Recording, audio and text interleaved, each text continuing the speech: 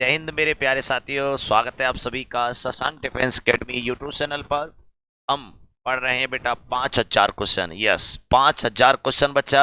5000 question series चल रही है फिजिक्स की, जिसमें आप तैयारी कर रहे हैं NDA, air force, navy, Indian coast guard, JEE mains, JEE advance and 11th-12th classes and REET, ऐसे एग्जामों की जो कि बच्चों नीट वाले एग्जाम भी, जो एग्जाम आप सभी के लिए बहुत फायदेमंद होंगे। और इस एग्जाम के जरिए चलो, तो आप सभी के लिए जो मॉक टेस्ट हम स्टार्ट करने जा रहे हैं, आज 59 करने जा रहे हैं। हम 58 करा चुके हैं। टॉप 25 क्वेश्चन हम करते हैं बच्चा टारगेट के अनुसार। आज हम करने वाले हैं 1451वां क्वेश्चन। कौन सा बच्चा? 1451वां। हमारी जंग जारी है, आप सभी भी जारी रखें बच्चों, सफलता आपको निश्चित मिलेगी। मोटर कार की बैटरी को आवेशित करने में विद्युत धारा का निम्न प्रभाव प्रयोग में आता है। देखो एक बात बताओ, मोटर कार है, उसकी बैटरी चार्ज हो रही है, तो चार्ज कब होगी? इलेक्ट्रॉन जब मूव करेंगे। तो चुंबकीय ऐसा नहीं है, मैग्नेट बिल्कुल नहीं है, प्रेरण इंडक्शन नहीं, रासायनिक। कौन सी ऊर्जा काम आती है बच्चों? केमिकली एनर्जी जो काम आती है, क्योंकि केमिकल एनर्जी जो होती है वही इलेक्ट्रॉनों को ट्रांसफर करती है। ध्यान रखेंगे आप इसे। Question number 1452। अनंत लंबाई के सीधे चालक तार जिसमें स्थायी धारा प्रवाहित हो रही है, आर दूरी पर चुंबकीय क्षेत्र क्या होगा? आपने फॉर्मूला पढ़ा होगा इनफाइनाइट लेंथ का। कोई इनफाइनाइट लेंथ का वायर है, उससे हम कुछ डिस्टेंस पर, जिसमें करंट आई दौड़ रहा है, कुछ डिस्टेंस पर अगर हम यहाँ पे भी देख लेते हैं, ये एंगल थीटा और अल्फा और बीटा ले लिए, तो मैग्नेट फील्ड जो आता है वो आता है बच्चों mu naught upon 4 pi I upon R sine alpha plus sine beta, ये आता है इसी फिक्स लेंथ के लिए। लेकिन जब इनफाइनाइट लेंथ होगी ना बच्चा, अगर लेंथ जो है, लंबाई जो है इनफाइनाइट हो जाएगी बच्चा, लंबाई क्या हो जाएगी? इनफाइनाइट, तो अल्फा और बीटा का मान 90 डिग्री हो जाएगा।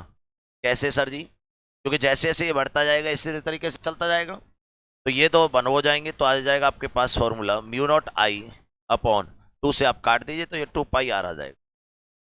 तो ये इनफाइनाइट लेंथ के किसी वायर के कारण मैग्नेट फील्ड का एक जर्नल फॉर्मूला आता है बच्चा।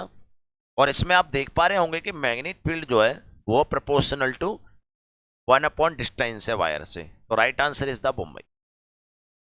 अगला क्वेश्चन बच्चों बहुत अच्छा क्वेश्चन था, ध्यान रखिएगा, ऐसे क्वेश्चन आते हैं। यदि लंबे पाइप अर्थात खोखले तांबे के बेलनाकार चालक, बहुत बढ़िया, एक सिलेंड्रिकल चालक है, एक दिष्ट धारा प्रवाहित हो रही है, इसमें करंट आई दौड़ रहा है, लेकिन इसने कहा ये कंडक्टिव है, तो जितना भी चार्ज है ना बच्चा वो सब बाहर होगा, अंदर चार्ज होगा ही नहीं। जितना भी चार्ज होगा वो बाहर होगा। इसके कारण मैग्नेट फील्ड, तो जब चार्ज ही नहीं होगा तो मैग्नेट फील्ड अंदर तो नहीं मिलेगा, केवल पाइप के अंदर बिल्कुल नहीं मिलने वाला है बच्चा। केवल पाइप के अंदर वो टोरॉइड में मिलता है, जबकि हम इसमें वायर लपेटते, और वायर लपेटने के कारण इसमें मैग्नेट फील्ड क्रिएट होता, लेकिन इसमें करंट डीसी बह रहा है।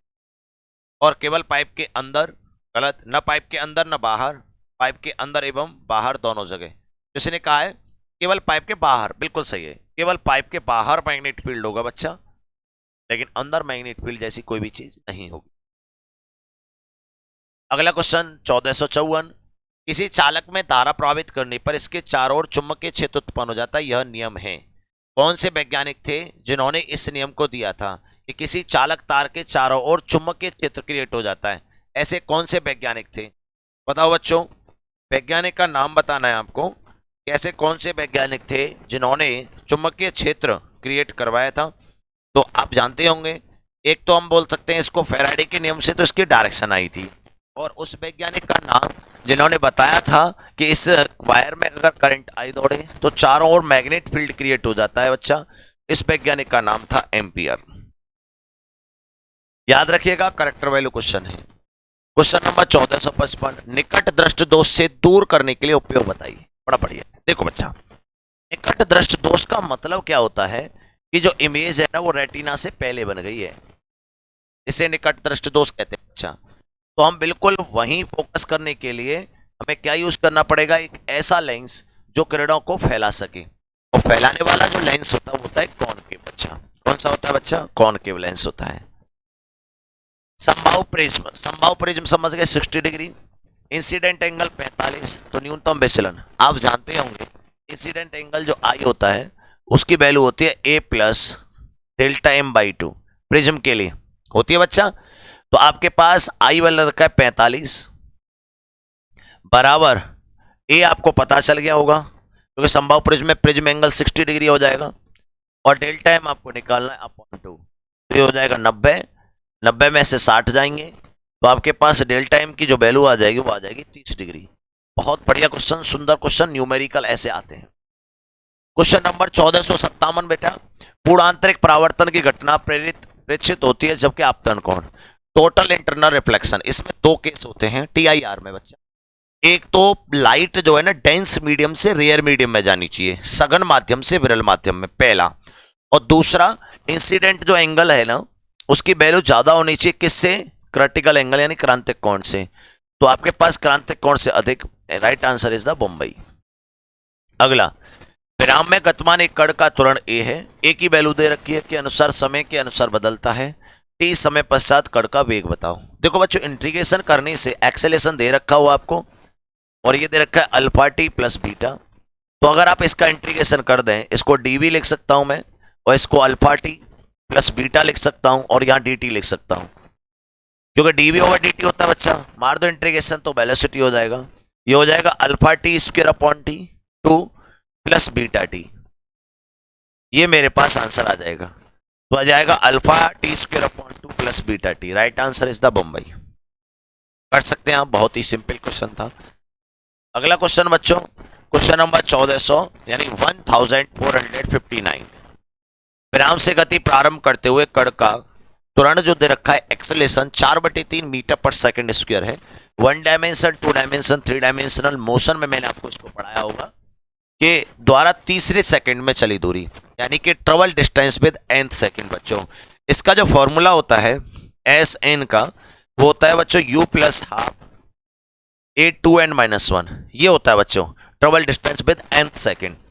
लेकिन इसने कहा है विराम से गति प्रारंभ करके, तो u जो जीरो दे रखा है, तो 1/2 एक्सेलेरेशन कितना आ जाएगा बच्चों 4/3, तो 2n थर्ड सेकंड बोला है बच्चों, थर्ड तीसरी सेकंड बोला है, तो 3 दूनी 6 माइनस 1, ये आ जाएगा S3 में। तो बच्चों ये आ जाएगा 5, 5 दूनी 10, 10/3 आ जाएगा बच्चों मीटर, क्योंकि यहां से कट जाएगा 2 बार, तो आ जाएगा 10/3 मीटर। बच्चों बड़ा अच्छा क्वेश्चन था, कर सकते हैं हम। क्वेश्चन नंबर 1460, दो रेसिंग कार जिनके द्रव्यमान M1 और M2 दे रखे हैं, पढ़िए बढ़िया तरीके से क्वेश्चन को। क्रम से R1 और R2 त्रिज्या के वृत्ताकार पथ पर गतिशील हैं, बहुत बढ़िया। उनकी चालें इस प्रकार हैं कि वे समान समय t में, अच्छा यहां गड़बड़ कर दिया इसने, समान समय t में समान चक्कर पूर्ण करती हैं, इसका मतलब एंगुलर वेलोसिटी समान है उनकी। भाई समान समय में समान चक्कर, क्योंकि एंगुलर वेलोसिटी होती है साइकिल पर सेकंड, ठीक है बच्चा। तो वो सेम चल रही है, तो वही पूछा है आपसे, उसका रेशियो तो दोनों बराबर है बच्चा। तो देखने में बहुत हुआ क्वेश्चन है, लेकिन अगर आपने कैच कर लिया तो क्वेश्चन सिंपल है। 1461 बच्चा, 1 मिनट में 120 चक्कर लगाने वाली गति चालक की कोणीय चाल बताइए। देखो बच्चा, एंगुलर वेलोसिटी जो होती है ना, वो होती है साइकिल पर सेकंड, तो इसने बोला 120 कितने मिनट में बच्चा, 1 मिनट में। अब आपको बस इसको सेकंड में बदलना है, आंसर आपका सामने 120/60, तो आ जाएगा बच्चों 2 आ जाएगा, तो क्या आ जाएगा रेडियन 2, ये मतलब जिसकी वेलोसिटी आई है बच्चों, ये एन की वेलोसिटी आई है, इसकी एन की, क्योंकि चक्कर पर सेकंड फ्रीक्वेंसी होती है, ये आ गया 2, और एंगुलर वेलोसिटी होती है 2πn, क्या होती है बच्चा 2πn, तो 2πn की वैल्यू आ जाएगी 2, तो बच्चों कितना आ जाएगा 4π, क्या आएगा बच्चा ये रेडियन पर सेकंड आ जाएगा आंसर। क्या आ जाएगा बच्चा इसका आंसर, रेडियन पर सेकंड आ जाएगा, ठीक है। तो 4π रेडियन पर सेकंड आ जाएगा, आंसर दिल्ली बच्चा। क्वेश्चन नंबर 1462, एक कण नियत चाल से वृत्तीय गति पर घूम रहा है, तो इसका त्वरण होगा नियत चाल से, तो इसका त्वरण होगा ऑलवेज सेंटर की ओर, ये कांस्टेंट ऐसे मूव कर रहा है तो सेंटर की ओर होगा एक्सेलेरेशन, एक्सेलेरेशन सेंटर की ओर होता है। अगर ये कहता एक व्यक्ति किसी बॉल को रस्सी से बांधकर घुमा रहा है, तो सेंट्रीफ्यूगल एक्सेलेरेशन जो होता है वो आउटसाइड होता, बाहर की ओर होता, तो त्रिज्या के अंदर की ओर, ये वाला आंसर सी आएगा बच्चा। क्वेश्चन नंबर 1463, बड़ा बढ़िया क्वेश्चन लग रहा है। क्वेश्चन दे रखा है निम्नलिखित परपथ में ए और बी के मध्य रिजल्टेंट कैपेसिटेंस सी निकालना है।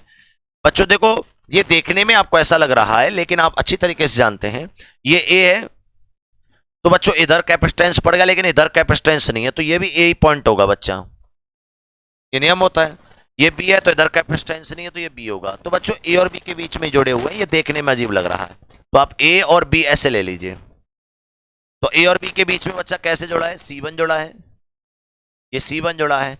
ए और बी के बीच में बी और बी तो है ना, ए और बी के बीच में बच्चों क्या जुड़ा है, C4 जुड़ा है, ये बच्चा C4 आ गया। और ए और बी के बीच में बच्चा क्या जुड़ा हुआ है, ये जुड़ा हुआ है C3, ये जुड़ा हुआ है C2, C3 और C2 बच्चा। अब आपके पास कैपेसिटेंस C1 C4 दे रखा है 1 1, C1 और C4 दे रखा है 1 1 1 और 1 बच्चा, और C2 C3 दे रखा है 2 2। बहुत बढ़िया, अति उत्तम, 2 और 2। अब करना क्या है मेरे भाई, आपने जोड़ तो लिया, क्या किया है, बस क्रम से बच्चों इन दोनों का अगर हम सम निकालेंगे तो कितना आ जाएगा, 1 माइक्रोफेरेड आ जाएगा, वो आ जाएगा बच्चे। ये सीरीज में उल्टा जोड़ता है, 2/2 एक एक और एक किस में जुड़ गए, ये पैरेलल में अगर जुड़ जाएंगे आ जाएगा बच्चा 3 microfarad. A is the right answer. अगला क्वेश्चन, नीचे दिए गए चित्र में डिजिटल प्रपत्र के लिए निवेशी निर्गत दिए गए, तो निर्गत पाई होगा। देखो ऐसा कभी भी क्वेश्चन आ जाए तो घबराइएगा मत, बड़ा प्यार से करिएगा। ये देखो दे रखा है ए और बी, ठीक है, ए और बी, और ये आपका कैसा गेट है बेटा, ये नंद गेट है। कैसा गेट है बेटा, नंद गेट है। और इससे आउटपुट जो आता है बच्चा, आउटपुट आता है वो आता है ए बी, ये तो आ गया एंड का, और नॉट का हो जाएगा ए बी पे वार। और ये बच्चों नॉट गेट है। कौन सा गेट है बच्चा, नॉट गेट है, तो सी के बाद यहाँ क्या आ जाएगा, सी बार। और ये बच्चा कौन सा गेट है, और गेट है, तो बाई जो आएगा दोनों इनपुट का सम आता है, दोनों इनपुट का सम, तो ये ए डॉट बी का वार सम कर दीजिए सी के साथ, ठीक है बच्चा। तो हम इसको बूलियन मैथ से भी लिख सकता है कि ए पे बार प्लस बी पे बार, ऐसे लिखा जा सकता है, प्लस सी पे बार ऑलरेडी है, तो ये मेरा आउटपुट आ गया। तो राइट आंसर इज द बच्चों सी। बहुत बढ़िया क्वेश्चन था। क्वेश्चन नंबर, दृश्य प्रकाश के लिए विकिरण दाब होता है। देखो बच्चा, विकिरण दाब जो रेडिएशन जो होता है ना, प्रेशर, वैज्ञानिक ने कहा था, मिलीकन नाम के वैज्ञानिक थे, उन्होंने क्या कहा था कि जब कोई प्रकाश किसी भी सतह पर पड़ता है तो वहां प्रेशर डलता है, जिसकी वैल्यू होती है I/C के बराबर। I इंटेंसिटी ऑफ लाइट है और C स्पीड ऑफ लाइट है, तो ये प्रेशर डालता है। और इसकी जो प्रेशर होती है विजुअल वेव के लिए, दृश्य प्रकाश के लिए जो वैल्यू होती है, दृश्य प्रकाश के लिए माइक्रो के बराबर होती है बच्चा, माइक्रो 10⁻⁻⁶ होती है। तो ये होता है बच्चों न्यूटन पर मीटर स्क्वायर, ठीक है। तो ये कैपिटल एन है बच्चा, हाँ नीचे सही लिखा हुआ है, तो बिल्कुल सही है सी। तो याद रखने वाला क्वेश्चन है, याद रखिएगा। द्वितीयक तरंगिकाओं की कल्पना सर्वप्रथम दी थी। ऐसे कौन से वैज्ञानिक थे जिन्होंने सेकेंडरी वेव को एक्सप्लेन किया था बच्चों। द्वितीयक वैज्ञानिक यानी द्वितीयक तरंगिकाओं की कल्पना किस वैज्ञानिक ने की थी, ये बताइए बच्चा। बहुत बढ़िया क्वेश्चन है, बहुत बढ़िया क्वेश्चन है। हाइगेंस का द्वितीयक सिद्धांत आपने पढ़ा होगा। हाइगेंस वैज्ञानिक ने ये बताया था कि जो तरंगिकाएं होती हैं वो डुअल नेचर रखती हैं बच्चों, ये पार्टिकल भी होती हैं और ये वेव भी होती हैं। याद रखने वाला क्वेश्चन है। अध्यारोपण का सिद्धांत किस घटना से संबंधित है, सब जानते हैं। अध्यारोपण मॉड्यूलेशन जो होता है ना बच्चा, वो इस घटना में होता है, यहां से वेव निकलता है और यहां से वेव निकलता है। मॉड्यूलेशन के बाद आपस में मॉड्यूलेशन के बाद यह कभी पर चमकीला कहीं ब्लैक, तो इसको बोलते हैं इंटरफ्रेंस बोलते हैं बच्चा। एम चुंबकीय आघूर्ण और बी चुंबकीय क्षेत्र हो तो बल आघूर्ण होगा, सब जानते हैं। टाउ जो होता है ना बच्चों, देखो इलेक्ट्रिक फील्ड में क्या होता है, इलेक्ट्रिक फील्ड में होता है पी क्रॉस ई, होता है कि नहीं होता है। यानी कि जो इलेक्ट्रिक डाइपोल जो होता है ना बच्चा, इलेक्ट्रिक डाइपोल टाउ, तो क्या होता है पी क्रॉस ई होता है। इसी प्रकार बच्चों मैग्नेट में हो जाएगा, टाउ बराबर पी की जगह कौन आ जाएगा बच्चा, पी की जगह स्मॉल एम आ जाएगा और ई की जगह क्या आ जाएगा, बी आ जाएगा। ठीक है बच्चों, पी क्रॉस ई होता है या एम क्रॉस बी हो जाएगा, तो M cross B C answer. अगला क्वेश्चन 1469, एक कण का वेग इतना दे रखा है तब उसके त्वरण का प्रमाण होगा। देखो बच्चा, आपके पास वेलोसिटी जो दिया है वो दिया है 4i + 5t j कैप, ठीक है बच्चा।